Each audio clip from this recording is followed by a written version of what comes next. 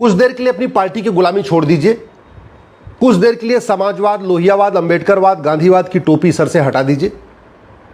थोड़ी देर के लिए सच्चे भारतीय बनिए और ईमानदारी से सोचिए कि जब रोड टैक्स दे दिया तो टोल टैक्स क्यों, और अगर टोल टैक्स देना ही है तो रोड टैक्स क्यों।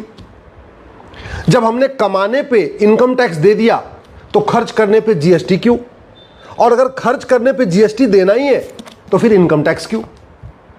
जब हमने इनकम टैक्स दे दिया उसके बाद जो हमने अपने बैंक में एफडी रखी, बैंक में अपना पैसा रखा, उसके ब्याज के ऊपर इनकम टैक्स क्यों।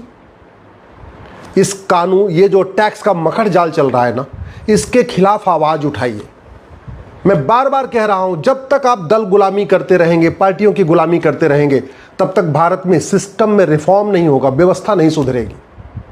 इस घटिया टैक्स मकड़ जाल के कारण मिडिल क्लास परेशान है, व्यापारी परेशान है, बड़े उद्योगपति परेशान है, सब परेशान है। लूट हो रही है, भ्रष्टाचार हो रहा है, लेकिन यह सिस्टम नहीं बदला जा रहा है। अगर सरकार चाहे, अगर समाज चाहे, अगर सब लोग मिलकर आवाज उठाए तो भारत में सारे टैक्स खत्म करके वन नेशन वन टैक्स लागू हो सकता है। जरूरत ही नहीं, ना इनकम टैक्स की जरूरत है, ना टोल टैक्स की जरूरत है, ना रोड टैक्स की जरूरत है, ना वैट की जरूरत है, ना टीडीएस की जरूरत है, ना इनकम टैक्स डिपार्टमेंट की जरूरत है, क्योंकि नॉन प्रोडक्टिव डिपार्टमेंट है।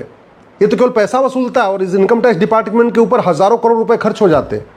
न जीएसटी डिपार्टमेंट की जरूरत है, क्योंकि ये भी नॉन प्रोडक्टिव डिपार्टमेंट है, इसका जीडीपी में कोई योगदान नहीं, केवल पैसा इकट्ठा करता है।